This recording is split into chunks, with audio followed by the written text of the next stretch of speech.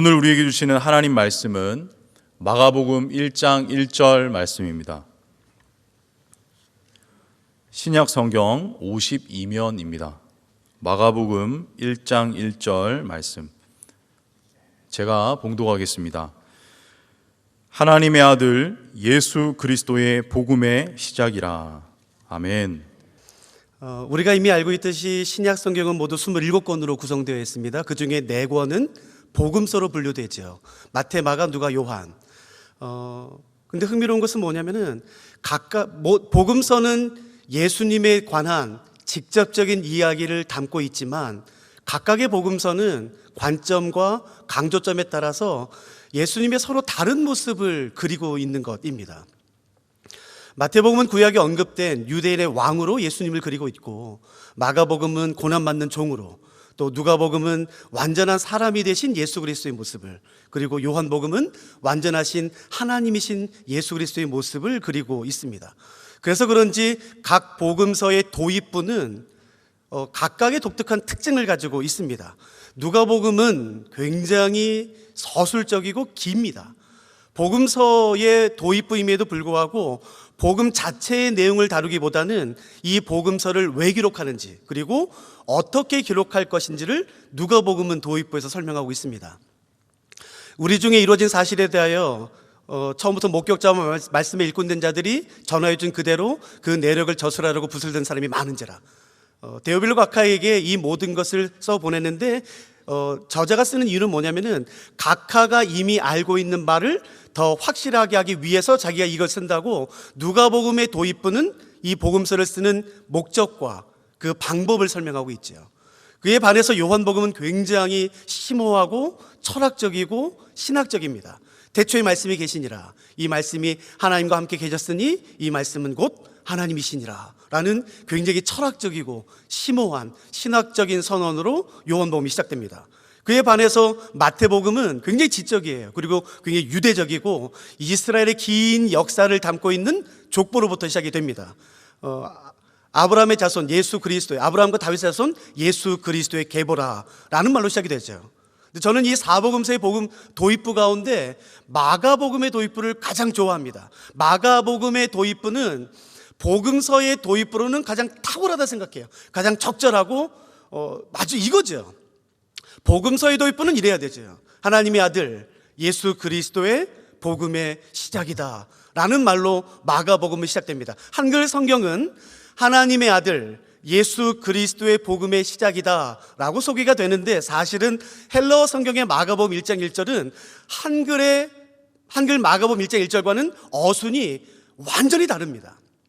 다시 한번 기억해 보세요. 한글 성경에는 하나님의 아들 예수 그리스도의 복음의 시작이다 라고 되어 있지만, 헬라어 성경의 마가복음 1장 1절은 어순이 완전히 반대입니다. 복음의 시작이다 라는 말로 시작이 돼요. 그리고 나서는 예수 그리스도의, 하나님의 아들의 라는 말이 첨가되어 있습니다. 저는 이 헬라어 성경 마가복음 1장 1절을 읽을 때마다 심장이 벌렁벌렁 거려요. 심장이 뜁니다. 마치 위대한 선언을 알리는 팡파레 같은 느낌이 들어요. 드디어 복음이 시작되었다 라는 말이에요. 성경 전체를 시작하는 창세기 1장 1절의 그 위대한 선언, 태초에 하나님이 천지를 창조하시니라 라는 말씀과 같은 그 위대한 선언 같은 느낌이 저는 마가복음 1장 1절을 읽을 때마다 듭니다. 마가복음은 드디어 복음이 시작되었습니다, 복음이 시작되었다라는 위대한 선언과 함께 그 복음은 바로 예수 그리스도다라고 바로 선언하지요. 로마서 1장 2절과 4절에서도 동일한 것을 선언합니다. 이 복음은 곧 우리 주 예수 그리스도다라고 선언합니다. 우리는 생각하기를 사람이 가지는 모든 문제의 원인을 돈이라고 생각합니다. 혹은 권력이라고 생각해요. 아니면 내 출신이 흙수저기 때문이야 라고 말하죠. 아니요, 성경은 절대 그렇게 말하지 않습니다. 모든 사람이 가지는 문제의 가장 근본적인 원인은 바로 죄라고 말하는 것이에요. 그 죄로 말미암아 모든 사람들은 자신의 창조자와 그 관계가 단절되었다라고 창세기에서 명확히 선언합니다. 생명의 근원이신, 모든 기쁨과 평안과 소망 자체이신 우리의 창조자와 모든 사람들은 죄로 말미암아 단절됨으로 이유를 알 수 없는 공허함에 빠지게 되고, 이유를 알 수 없는 허무함에 빠지게 돼요. 이유를 알 수 없는 두려움과 염려와 걱정에 완전히 사로잡히게 됩니다. 비극은 뭐냐면은 그 공허함을 해결하기 위해 그 공허함을 더 깊이 파요. 그러나 결국 빠지는 것은 공허함입니다. 그 허무함을 해결하기 위해 허무함에서 해결을 찾으려고 하지만 아니요, 더 깊은 절망과 허무함에 빠지게 되는 것이에요. 인간은 절대 스스로를 구원할 수가 없습니다. 인간은 절대 그 공허함과 허무함, 왜 이유를 알 수 없는 두려움에서, 걱정에서, 염려에서 절대로 스스로 빠져나올 수가 없다라고 성경은 명확히 선언하는 것이죠. 이 부분을 명확히 설명하고 있는 것이 성경에 있습니다. 한번 성경을 가지셨다면 한번 펴보시겠습니까? 예레미야 2장 13절. 제가 지금 설명드린 것을 예레미야 2장 13절 말씀은 명확하게 설명하고 있습니다. 구약 성경 1051쪽쯤에 있습니다. 예레미야 2장 13절 말씀은 이렇게 말합니다. 하나님이 이렇게 말씀하시죠. 내 백성이 두 가지 악을 행하였나니, 첫째, 곧 그들이 생수에 근원된 나를 버렸다는 것이에요. 여기서 말하는 생수는 끊이지 않는 물을 의미합니다. 퍼도 계속 솟아나는, 마르지 않는, 다함이 없는 그 영원한 생수의 근원 대신 하나님을 버렸다는 것이에요. 그 하나님을 버리고 인간은 목마름을 경험하게 됩니다. 그러나 비극은 이게 아닌 것이에요. 이 다음이 비극입니다. 비극은 이제부터 시작이에요. 하나님 말씀하십니다. 내 백성이 두 가지 악을 행했다. 첫째는 생수에 근원된 나를 버린 거야. 근데 진짜 비극은 이 두 번째입니다. 뭔가요? 스스로 웅덩이를 판 것이에요. 그러나 그것은 절대로 그 물을 가두지 못합니다. 생수의 근원 대신 하나님을 버리고 인간의 거만함과 교만함은 이건 내가 해결할 수 있어. 이 허무함, 이 공허함, 이 두려움 내가 정복할 수 있어. 내가 해결할 수 있어. 내가 채울 수 있어. 그래서 그 손으로 여러분 웅덩이를 파는 것이에요. 파고 파면은 벽면에 습기가 고입니다. 겉봐 내가 할 수 있잖아. 아니요, 그 습기는 아침 해가 돋기만 하면 안개처럼 순식간에 사라져요. 그 잠깐의 희망이 더 깊은 절망으로 이끕니다. 그 허무함을 더 깊게 팝니다. 그래서 결국 더 깊은 허무함에 빠져요. 더 깊은 공허함에 빠집니다. 더 이유를 알 수 없는 염려와 걱정과 두려움에 빠져요. 인간은 절대로 그 허무함에서 스스로 절대 나올 수가 없습니다.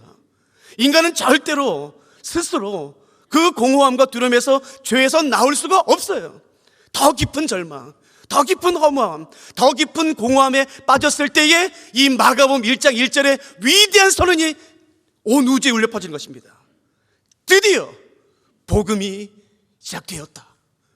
수많은 사람들이, 모든 피조물이 기다려왔던 그 예수 그리스도의 오심으로 말미암아 드디어 복음이 시작되었다라는 위대한 선언인 것이에요. 이 복음은 사람의 계획이 아닌 것이에요. 사람의 결정이 아닌 것입니다.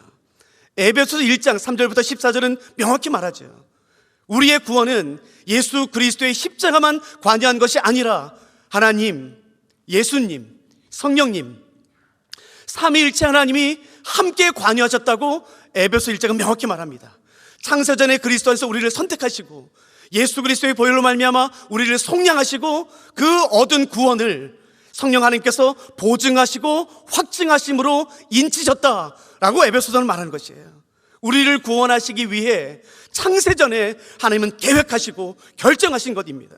우리를 구원하시기 위해 전능하신 하나님께서 그분의 모든 능력을 끌어모아 구원의 쏟아부으심으로 우리를 구원하셨다라고 성경이 말하는 것이에요. 우리를 구원하시기 위해 전지하신 하나님께서 그분이 동원할 수 있는 모든 지혜를 다 동원해서 우리를 구원하시는데 쏟아부으심으로 말미암아 우리를 구원하셨다라고 말하는 것이에요. 그러므로 삼위일체 하나님의 구원을 신뢰할 수 있습니다. 인간의 계획이라면, 인간의 결정이라면 믿을 수 없지요. 아침 저녁으로 바뀌는 그 인간의 마음과 결정과 계획을 누가 신뢰할 수 있겠습니까? 그러나 우리가 이 구원을 신뢰할 수 있는 이유는, 이 구원은 사람의 결정과 사람의 계획이 아니라 삼위일체 하나님의 계획과 결정이기 때문에 우리는 신뢰할 수 있는 것이에요. 여러분, 이 계획은 하나님의 즉흥적인 결정이 아니라고 성경에 선언하는 것입니다. 하나님의 충동적인 결정이라고 말하지 않는 것이에요. 하나님께서 금하신 선악을 알게 하는 그 나무의 열매를 먹음으로 말미암아 아담과 하와는 에덴 동산에서 쫓겨납니다.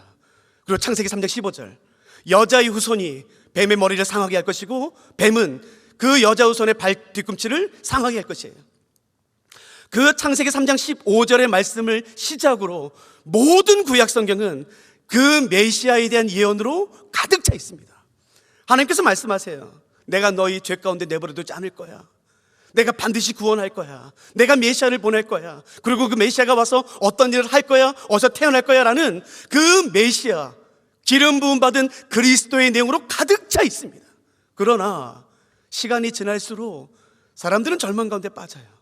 100년이 지나도, 500년이 지나도, 1000년이 지나도 여러분 메시아는 오지 않으세요. 여러분 2000년이 넘는 그 시간 동안에 사람들은 기다립니다.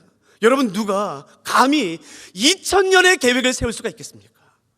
누가 2000년을 기다릴 수가 있겠습니까? 하나님께서는 그 오랜 시간 동안 계획하시고 준비하셨다가 가장 완벽한 때에 예수 그리스도를 보내심으로 말미암아 우리를 구원하셨다라고 성경이 말하는 것이에요. 즉흥적인 결정이 아닌 것이에요. 충동적인 결정이 아닌 것입니다. 하나님의 오랜 심사숙고한 계획이었고 결정이었고 가장 완벽한 때, 하나님은 조급하지 않으세요. 하나님은 절대 서두르지 않으십니다. 가장 완벽한 때에 예수 그리스도를 보내심으로 우리를 구원하신 것이에요. 그러나 누가 기다릴 수 있었겠습니까? 아무리 기다려도 오지 않은 그 메시아, 시간이 지날수록 그 메시아에 대한 열망은 어떤 사람들에게는 더 깊어지고 더 간절해졌겠지만 아니요, 희미해져 가는 것이에요. 내가 잘못 들었나 보다, 이제 하나님이 우리를 잊으셨나 보다. 더 깊은 절망 가운데, 기대가 큰 만큼, 소망이 큰 만큼 더 깊은 절망과 탄식 가운데 빠졌을 때, 그때 마가복음 1장 1절에 이 위대한 선언이 온 우주에 선포된 것입니다. 드디어 복음이 시작되었다. 그 복음은 바로 예수 그리스도다라고 마가복음 1장 1절은 선언하는 것이에요.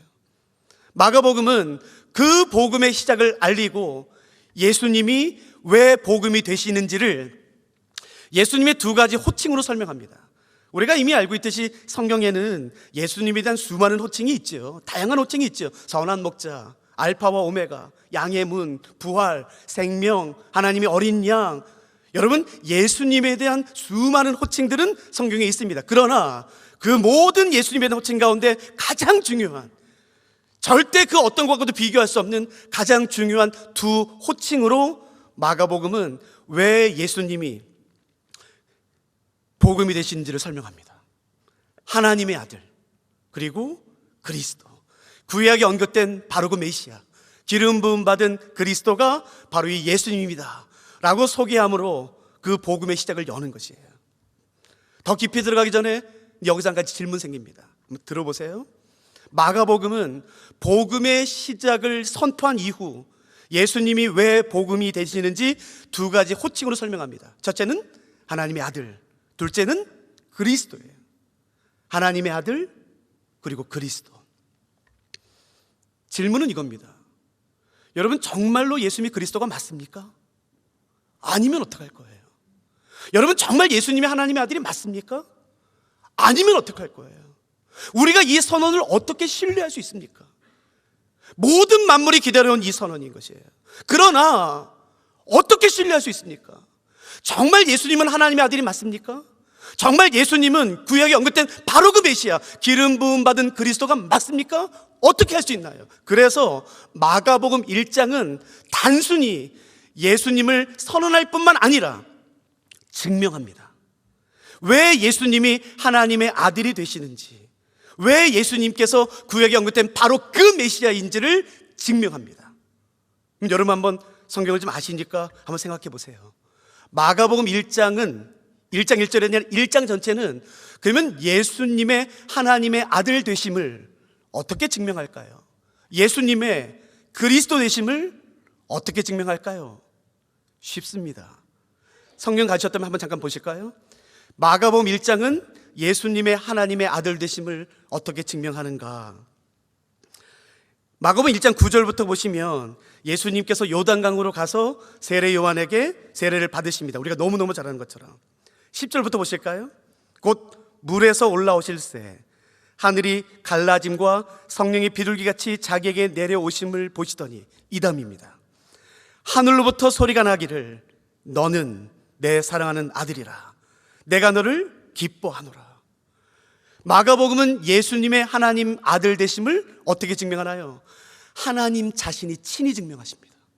예수님께서 요단강에서 세례를 받으셨을 때 하늘문이 열리며 하나님이 친히 예수님에게 모든 우주 만물에 선언하세요. 너는 내 아들이라. 마가복음 9장 7절도 기억하십니까? 변화산에서 예수님의 몸이 변형되셨을 때에 그 구름 속에서 하나님의 음성이 친히 들립니다. 이는 내 사랑하는 아들이니 너희는 그의 말을 들을지어다. 하나님이 친히 증명하세요. 누가 여기에 딴지를 걸 수 있겠습니까? 누가 이 말씀에 비판할 수 있겠습니까? 질문할 수 있겠습니까? 아무도 없는 것이에요. 예수 그리스도의 하나님 아들 되심을 하나님 자신이 직접 증명하십니다. 그렇다면 두 번째 질문은 이것이에요. 그렇다면 마가복음은 예수님의 그리스도 되심을 어떻게 증명하나요? 정말 예수는 구약에 언급된 바로 그 메시아가 맞습니까? 마가복음 1장은 어떻게 증명하나요? 그래서 마가복음 1장은 세례 요한을 등장시킵니다. 세례 요한의 증언을 통해 예수님의 그리스도 되심을 증언하죠. 세례 요한은 이렇게 말합니다. 내 뒤에 나보다 더 능력이 있으신 분이 오실 것입니다, 여러분. 그런데 나는 굽혀 그의 신을 풀기에도 합당하지 못합니다.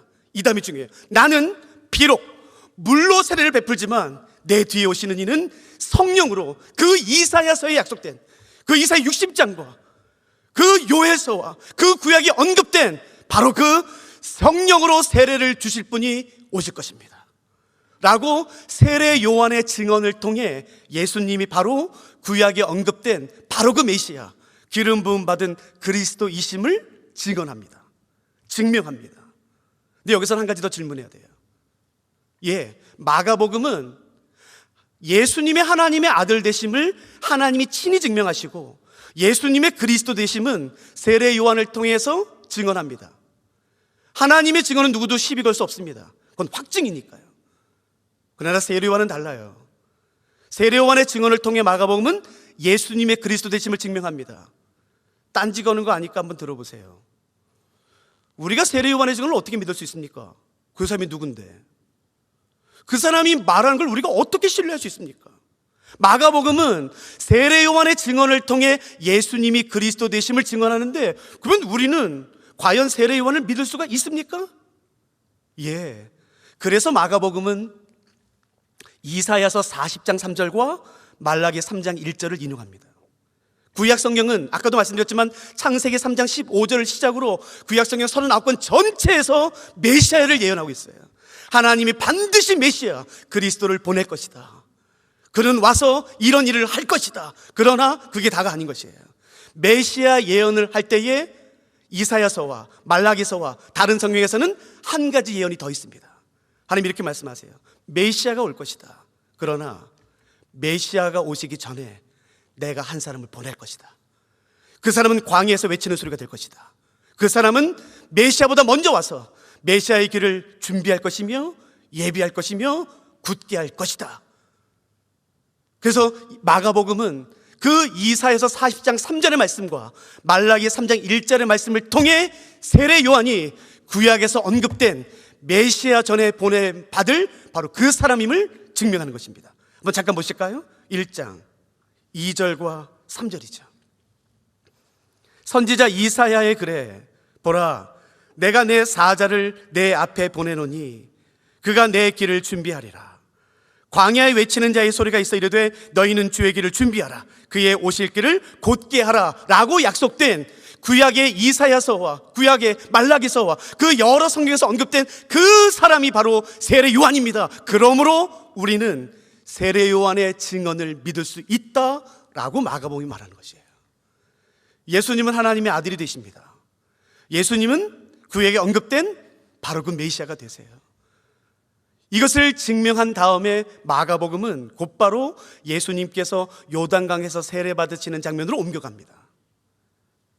이 장면은 마태복음 3장, 마가복음 1장, 누가복음 3장 이 세 복음서에 다 언급됩니다. 강조되면서 하나도 빠지지 않고 강조되면서 예수님께서 요단강에서 세례 요한에게 세례를 받으신 장면이 마태, 마가, 누가복음에 다 언급됩니다. 강조되면서. 왠 줄 아시겠습니까? 이때를 기점으로 예수님의 공적인 사역이 시작되기 때문에 그런 것이에요. 우리가 공생애라 부르는 하나님 아들로서의 본격적인 사역, 그리스도로서의 본격적인 사역이 이때부터 시작되기 때문에 그렇습니다. 그러면 이전은 아니었나요? 아니요. 이 이전에도 예수님은 하나님의 아들이 맞지요. 그리스도이시죠. 구원자이시죠. 하나님의 어린 양이시고 하나님 나라시죠. 그러나 세례 요한에게 세례를 받으신 이때를 기점으로 예수님의 공적인 사역이 시작되기 때문에 복음서는 이것을 강조하는 것이에요. 이때 시작됩니다. 그러나 우리가 집중해야 되는 것은 이때 세례 요한에게 예수님의 세례를 받으셨을 때 하늘이 열려 성령이 충만하게 예수님에게 임했다는 사실이에요. 아이러니하지 않습니까? 예수님은 하나님이신데, 예수님이 하나님이신데 성령의 충만함을 받을 필요가 있을까요? 굳이? 예수님은 하나님이신데 아니요, 받을 필요 있습니다. 예수님이 세례 요한에게 세례를 받으심으로 하늘문이 열려 성령이 예수님에게 임하심으로 말미암아 이제 예수님이 본격적으로 하나님의 아들로서 그리스도로서 본격적인 사역, 공생애를 시작하십니다. 성경은 성령의 역할에 대해서 여러 가지 다양하게 언급하고 있죠. 오늘 본문에서 볼 수 있는 것처럼 성령이 임하면 이전에 한 번도 없었던 새로운 사역을 시작하게 하십니다. 성령이 임함으로 말미암아 그냥 꿈만 꾸었던, 기대만 했었던, 바라기만 했었던, 그러나 내 힘으로는 절대로 이룰 수 없었던 바로 그 일이 드디어 시작되는 것이에요. 성령이 임함으로 말미암아 이 땅에 한 번도 있지 않았던 새로운 사역이 시작됩니다. 사도행전 2장 오순절날 성령이 임함으로 말미암아 이 땅에 하나님 나라로서의 교회가 처음으로 시작되는 것이에요. 사도행전 13장 안디옥 교회가 함께 금식하며 기도할 때에 성령이 충만하게 임함으로 말미암아 성령께서 말씀하시죠. 바울과 바나바를 따로 세워 전도행을 보내라. 사도행전 13장 성령이 임함으로 말미암아 이 땅에 처음으로 전도행이 시작되어 모든 민족과 열방 가운데 드디어 하나님의 꿈인 교회가 세워지기 시작하는 것이에요. 성령은 그렇습니다. 성령이 임하면, 성령이 충만하게 임하면 이 땅에 단 한 번도 일어나지 않았던, 단지 꿈꿨던, 이게 과연 일어날까라는 의구심을 가졌던 바로 그 일이 드디어 시작되는 것이에요. 그렇다면 우리도 성령 충만을 받을 만한 충분한 이유가 있지 않겠습니까? 내 삶에, 내 가정에, 내 공동체에 새로운 일이 일어나길 원한다면, 그냥 바르다 끝나는 것이 아니라, 그냥 꿈꾸다 끝나는 것이 아니라 드디어 시작되길 원한다면 여러분 성령의 충만함을 간구할 충분한 이유가 있지 않겠습니까? 근데 제가 오늘 집중하고 싶은 것은 이 다음이에요. 사도행전 2장에 보시면 오순절날 120명의 성령이 임했을 때에 성령이 불의 혀처럼 임합니다. 그러나 본문은 달라요. 마태, 마가, 누가복음 모두 요단강에서 예수님이 세례를 받으셨을 때 임했던 성령은 기억하시죠? 비둘기처럼 임하는 것이에요. 왜요? 왜 하필이면 비둘기일까요? 아시죠? 이 당시 이스라엘은 로마의 속국이었습니다. 그 모든 나라를 다스리는 로마 제국, 그 광활한 로마 제국의 황제를 상징하는 색깔, 문양, 식물, 동물이 있었죠. 그 중에 동물은요, 우리가 알고 있는 그 황금 독수리입니다.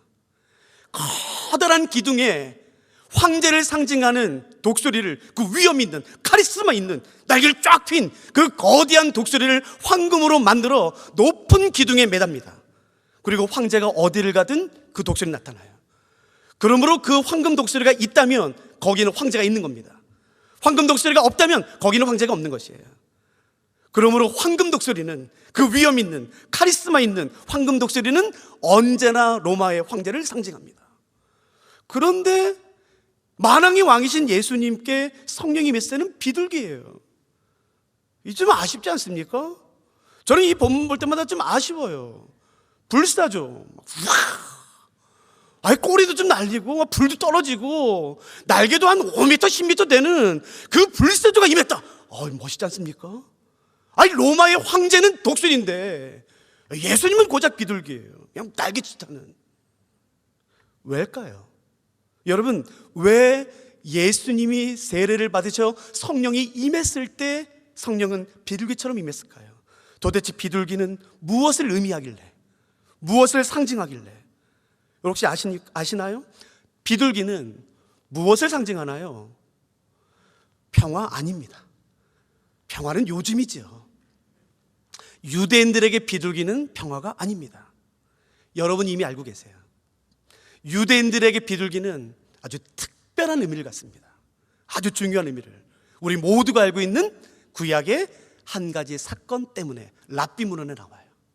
뭔지 아시겠습니까? 비둘기 하면 딱 떠오르는 구약의 유명한 사건, 노아의 방주입니다. 기억나세요? 하나님이 홍수로 세상을 심판하세요. 비를 멈추십니다. 비가 멈췄나? 뭘 보내나요? 까마귀를 보내요. 근데 안 돌아와요. 그래서 알아요. 아직 끝나지 않았어. 아직 물이 창이래. 그래서 비둘기를 보냅니다. 근데 비둘기가 돌아와요. 머물 곳이 없어서. 그래서 다시 비둘기를 보냅니다. 이번에는 뭘 물고 오나요? 감람나무를 물고 옵니다. 아직 아닌가 보다. 이제 줄어들기 시작하나 보다. 그러나 그 다음에 비둘기 보냈을 때 비둘기가 돌아오지 않음으로 말미암아 무엇을 알게 되나요? 이제 하나님의 심판은 끝났다는 것이에요. 그러므로 랍비 문헌에 의하면 유대인들에게 비둘기는 이제 하나님의 모든 저주와 심판은 끝났고 이제 새로운 시대가 도래되었다라는 것을 상징하는 게 비둘기입니다.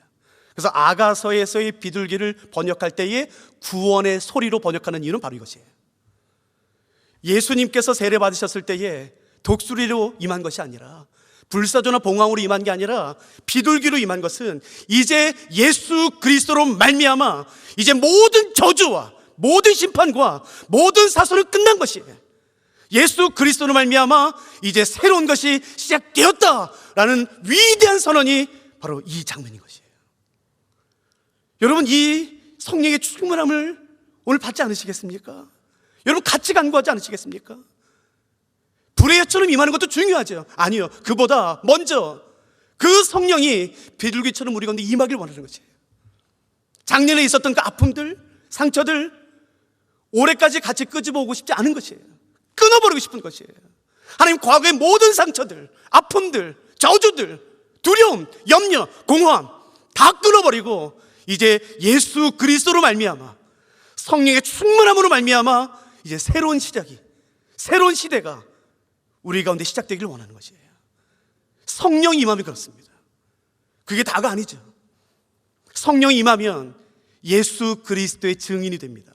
우리가 너무너무 잘 아는 사도행전 1장 8절, 성령이 임하시면 너희가 권능을 받고 예루살렘과 유대와 온 유대와 사마리아와 땅끝까지 이르러 내 증인이 되리라. 그러므로 예수 그리스도의 증인이 되기 위해 가장 중요하고 가장 필요한 조건은 성령 충만인 것이에요.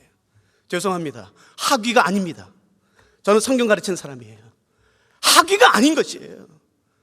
그 어떤 것보다 중요한 것은 성령의 충만함인 것이에요. 2달 전에 한 목사님이 찾아왔어요. 목사님, 내가 이제 담임을 준비하고 있습니다. 아, 그래요? 잘 됐습니다. 함께 기도하겠습니다. 그래서 많은 사람들이 저보고 유학가랍니다. 박사 학위가 있으면 청빙할 때 우선순위가 된다고 저한테 박사 받으랍니다. 유학가랍니다. 제가 혼냈어요. 정신 똑바로 차려라. 네가 진짜로 예수 그리스도의 증인이 되길 원한다면 우리가 먼저 신경 써야 되는 것은 그런 게 아니다. 성령이 충만합니다. 흔들리지 말아라. 여러분, 성령의 충만함을 받지 않고서는 누구도 예수님의 증인이 될 수 없는 것이에요. 성령이 임할 때 예수님에 대한 계시가 온전히 드러나면 내가 무엇을 말해야 되는지 명확히 내 삶에 깨달아지기 시작하는 것이에요. 성령의 충만함. 여러분, 성령이 임하면 사자의 심장을 갖게 됩니다. 오순절이 임하기 전, 오순절 성령이 임하기 몇 주 전, 그 6월절 바로 전날 베드로는 어린아이 앞에서 예수님을 3번이나 부인하며 저주합니다. 성경에는 저주했다라는 완곡한 표현으로 되어 있지만 헬라 성경 보시면 욕한 겁니다. 쌍욕한 겁니다. 어린아이 앞에서 두려워서 벌벌 떨었던 사람이 바로 베드로예요. 그러나 오순절날 성령이 임하자 스스로 일어나 많은 사람 앞에서 담대하게 예수가 그리스도 되심을 선포하기 시작한 것이에요. 성령이 임하면 권능이 임합니다. 성령이 임하면 사자의 심장이 갖게 되는 것이에요. 성령이 임하면 예수님이 누군지 명확히 깨달아지는 것이에요. 그것은 학위로 되는 것이 아닌 것이에요. 학위를 무시하는 게 아닙니다. 성령이신 것이에요. 성령께서 임할 때 예수님이 누구신지, 그 아름다움과 그 존귀함과 그 영광과 그 살아계심과 예수 그리스도의 하나님 되심과 그리스도 되심을 명확히 깨달아 알게 되는 것이에요. 세례요한이 했던 말을 기억하십니까? 나는 물로로 세례를 주지만 내 뒤에 오실 이는 성령으로 세례를 줄 것이다. 저는 침례교인은 아닙니다. 근데 저는 침례를 좋아해요. 물에 완전히 잠기는 것. 저도 약시로 세례를 받았지만 세례로 번역된, 침례로 번역되는 헬라어는 우리가 잘 아는 밥티조죠. 이 밥티조라는 헬라어에는 물에 완전히 잠기다라는 뜻이 있습니다. 맞아요. 그러나 혹시 사전을 찾아보신 분이 계세요? 밥티조라는 세례를 의미하는 헬라어에는 물에 잠기다라는 뜻 외에 한 가지 뜻이 더 있습니다. 저는 이 단어의 뜻을 좋아합니다. 이 뜻을. 그건 바로 뭐냐면은 물들다라는 뜻이에요. 그러므로 성령으로 세례를 받다라는 것은 무슨 의미냐면은 성령으로 물드는 것을 의미하는 것이에요. 예수 그리스도로 세례를 받는다는 것은 무엇을 의미하냐면은 내 모든 삶이 예수 그리스도로 물드는 것을 의미하는 것이에요. 내 말이, 내 행동이, 내 표정이, 내 의도가, 내 묵상이, 내 모든 삶이 예수 그리스도로 물드는 것을 세례라고 말하는 것이에요. 이것을 가능케 하시는 분이 성령님이십니다. 여러분, 이 소원이 오늘 없으세요? 하나님, 2023년 내 모든 삶이 예수 그리스도로 물들길 원합니다. 내 뼛속까지, 내 식령, 내 뼛속까지, 내 모든 세포마다 예수 그리스도로 성령으로 물들길 원합니다. 제가 아주 친한 분 중에 한지공예 하신 분이 계시거든요. 한 10년 됐지만 하얀 창호지에 연보라 그 염료에 그 창호지를 담궜을 때 그때를 잊을 수가 없어요. 그 아름다운 색깔. 여러분, 그게 세례를 의미합니다. 세 번째, 성령이 충만하게 임하면 하나님의 음성이 들립니다. 저는 신비주의자가 아니에요. 오해하지 마세요. 성령이 임하면, 진짜 삼위일체 하나님이 임재하시면, 성령이 임하시면 하나님의 음성이 들립니다. 아니요, 반대로 반드시 하나님의 음성을 들으셔야 됩니다. 근데 그 음성은 내가 언제 결혼할까? 내 남편의 얼굴은 어떻게 생겼나? 내가 여기에 주식을 투자해야 되나? 그런 게 아닌 것이에요. 진짜 성령의 삼위일체 하나님의 성령이 강권적으로 임한다면 마가복음 1장 11절 하나님께서 하셨던 그 말씀과 동일한 말씀이 들리는 것이에요. 너는 내 사랑하는 아들이라. 내가 너를 기뻐하노라. 여러분, 성령이 임하면 하나님의 음성이 들립니다. 그 음성은 뭐냐면은 이것이에요. 내가 너 사랑해. 내가 너 진짜 존귀히 여겨. 내가 너 기뻐해. 여러분, 인생의 모든 문제는 그 살아계신 하나님의 이 말씀 한마디 다 끝납니다. 내가 왜 살아야 되나? 내가 가치가 있나? 라는 수많은 갈등, 염려, 두려움, 불안, 허무함, 공허, 그 모든 것들이 하나님의 한 말씀 앞에 다 무릎 꿇습니다. 내가 너 사랑해. 내가 너 존귀히 여긴다. 내가 너 기뻐해. 라는 그 성령의 충만함 가운데서 들리는 삼위일체 하나님의 음성을 한번 듣는 순간 여러분, 삶이 바뀌기 시작하는 것이에요. 그 공허함에 충만함이 임하기 시작합니다. 그 허무함에 이유를 알 수 없는 기쁨이 임하는 것이에요. 그 전까지는 이유를 알 수 없는 두려움, 염려, 걱정이었지만 여러분, 그 하나님의 음성을 듣는 순간 내가 너 기뻐해. 너 내 아들이야. 내 딸이야. 내가 정말 널 너무너무 사랑해. 라는 음성을 듣는 순간 여러분, 이유를 알 수 없는 평안함이 내 삶에 가득하기 시작하는 것이에요. 오늘 새벽에 기도할 때 이걸 간구하지 않으시겠습니까? 이주식에 투자해야 되나? 그런 게 아닌 것이에요. 내가 언제 결혼하나? 그런 게 아닌 것이에요. 하나님, 나에게 한마디만 해주십시오. 그 음성이 다른 그 어떤 것보다도 내게 보물됩니다. 여러분, 이 말씀 한 번만 같이 보시겠습니까? 마가복음 1장 4절. 세례 요한이 광야에 이르러 죄 사함을 받게 하는 회개의 세례를 전파하니. 지금 세례 요한이 어디 있나요? 광야에 있습니다. 유대 광야. 저는 올해만 이스라엘 2번 갑니다. 이스라엘 굉장히 많이 갔었어요. 항상 갈 때마다 학생들과 성도님들 유대 광야 항상 갑니다. 올해도 갑니다. 제 눈에는 유대 광야가 선합니다. 지금 세례 요한은 유대 광야에 있어요. 그런데 이해할 수 없는 말이 바로 그 다음 절에 있습니다. 5절. 온 유대 지방과 예루살렘 사람이 다 나아가. 여러분, 온 유대 지방과 예루살렘 사람들이 다 나갔대요. 어디로요? 세례 요한이 있는 광야로요. 여러분, 광야 아세요? 거기는 목을 축일 식당이 없습니다. 허기진 배를 채울 식당이 없어요. 비가 오면 비를 가릴 지붕도 없고 아침 이슬을 피할 어떤 장치도 없습니다. 허벌판입니다. 아무것도 없는 그냥 마른 풀과 흙과 돌멩이만 있는 것이 바로 광야예요. 그런데 온 유대와 수많은 사람들이 광야로 몰려들어요. 왜겠습니까? 거기에 성령의 역사가 있기 때문인 거죠. 프로그램이 아닌 것이에요. 프로그램에 모이는 것이 아닌 것이에요. 성령의 역사가 있는 곳에 사람들이 모입니다. 성령의 빛이 비추는 곳에, 그 깊은 절망에 소망이신 예수 그리스도의 빛이 비추면 여러분 수많은 사람이 올려드는 것이에요. 죽음으로 가득한 그 사망의 그늘에 예수 그리스도의 생명이 비추는 순간, 성령이 역사하는 순간, 여러분 그곳엔 수많은 사람들이 모여드는 것이에요. 여기 왜 오나? 여기 아무것도 없는데. 아니요, 그 이유는 오직 하나, 성령의 역사가 그곳에 있기 때문에 그런 것이에요.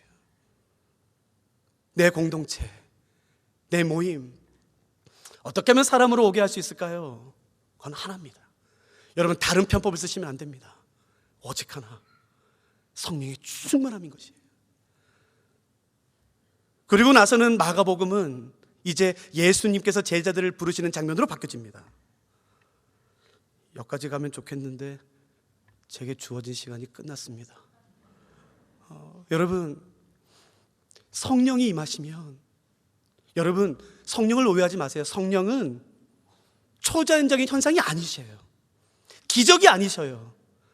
성령님은 삼위일체 하나님이십니다. 그분은 인격이시며 그분은 살아계신 하나님이신 것이에요. 성령이 임하면 그냥 지금까지 꿈으로만 꾸었던, 그냥 바라기만 할 수밖에 없었던 그 일이 드디어 시작됩니다. 성령이 비둘기처럼 임하는 것이에요. 그 모든 저주와 슬픔과 눈물을 단번에 끊어내며 예수 그리스도께서 사역하기 시작하는 것이에요. 담대한 사제의 심정을 갖게 됩니다. 이거 목사님 저는 내성적이에요. 아니요, 그러지 마세요. 성령이 충만하게 임하면 내가 예수님에 대해 무엇을 전해야 되는지 선명하게 계시됩니다. 사자의 심장으로 권능이 임하는 것이고, 가장 중요한 것은 성령으로 물들기 시작하는 것이에요. 예수 그리스도로 물들기 시작하는 것이에요. 내 입술의 모든 말과 내 마음의 묵상과 내 모든 생각이 주께 연락되기 시작하는 것입니다. 성령이 임하면 주의 음성이 들립니다. 그 사랑스러운 주의 음성. 내가 너 사랑해. 넌 내 존귀한 자야. 내 아들이야, 내 딸이야. 네가 무엇을 하든 내가 기뻐해. 근데 우리 안에 있는 두려움은 뭐냐면요, 하나님은 나에게 화나 계시다는 두려움이에요. 그러지 않아요, 여러분. 하나님은 화나 계시지 않아요. 정말 나를 사랑해요. 그리고 성령이 임하면 그곳에 사람들이 모여들기 시작합니다. 여러분, 우리 같이 오늘 그 성령의 충만함을 간구하지 않으시겠습니까? 성령 하나님 임하셔서 내 안에 있는 그 거짓된 것들, 음란한 것들, 욕심들, 바르지 않은 그 모든 것들을 성령의 불로 다 태워주시고 2023년 나의 모든 삶이 성령으로 충만하게 되게 해달라고, 새로운 사역이, 새로운 일이 시작되게 해달라고 여러분, 우리 오늘 같이 좀 기도하지 않으시겠습니까? 우리 같이 찬양하고 그리고 기도하면 너무 좋겠습니다. 우리 같이 찬양하시겠습니다.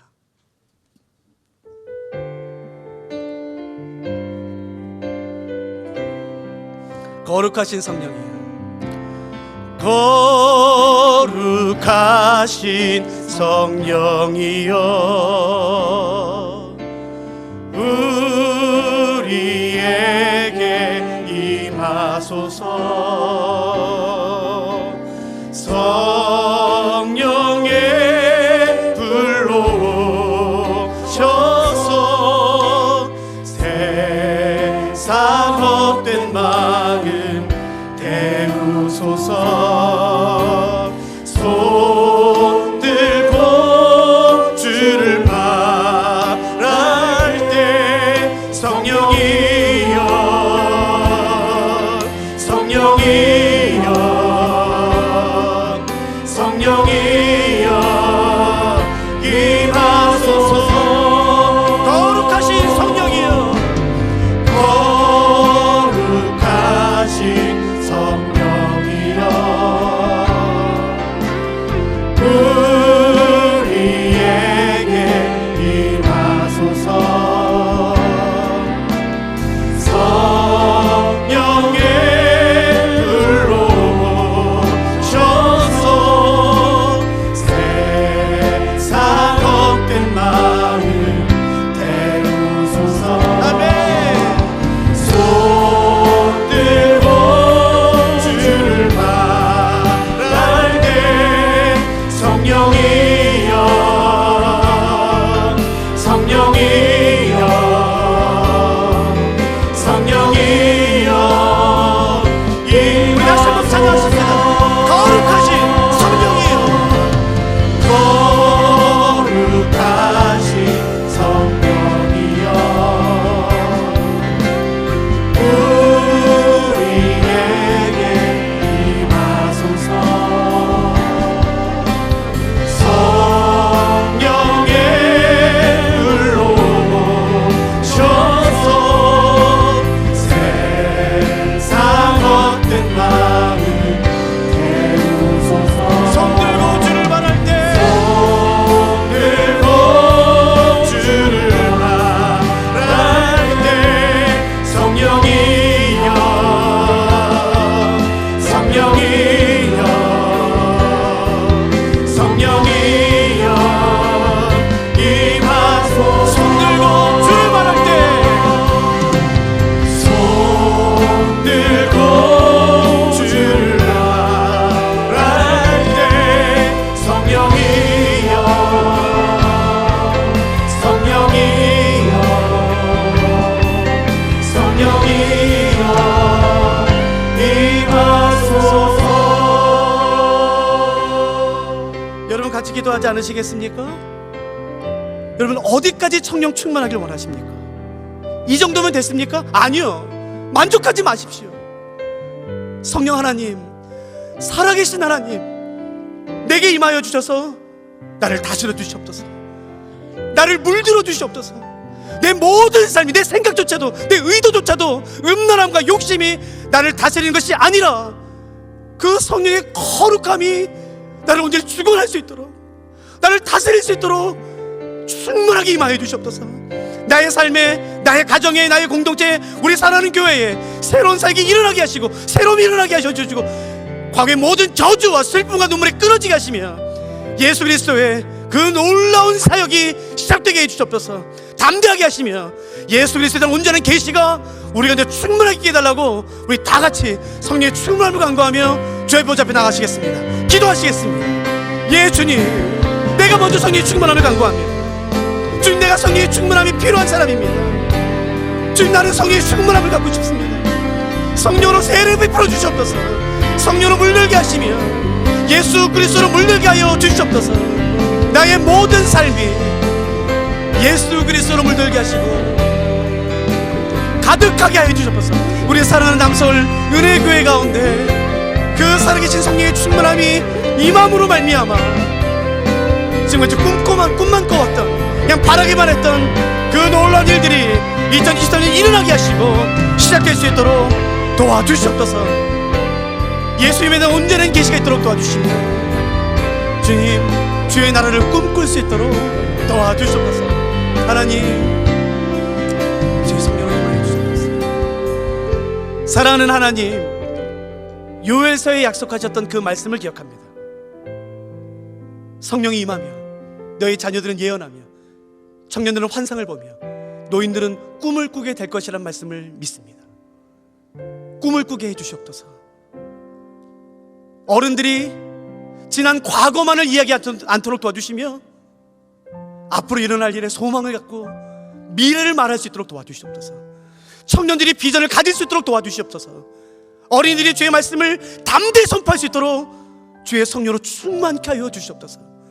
예수 그리스도의 은혜 안에서, 예수 그리스도의 보혈 아래에서 모든 저주와 슬픔과 질병이 떠나게 하시고 그냥 바라기만 해왔다, 아니야 절대 이루어질 수 없어 라고 그냥 소망하기만 했던 그 일들이 일어날 수 있도록 도와주시옵소서.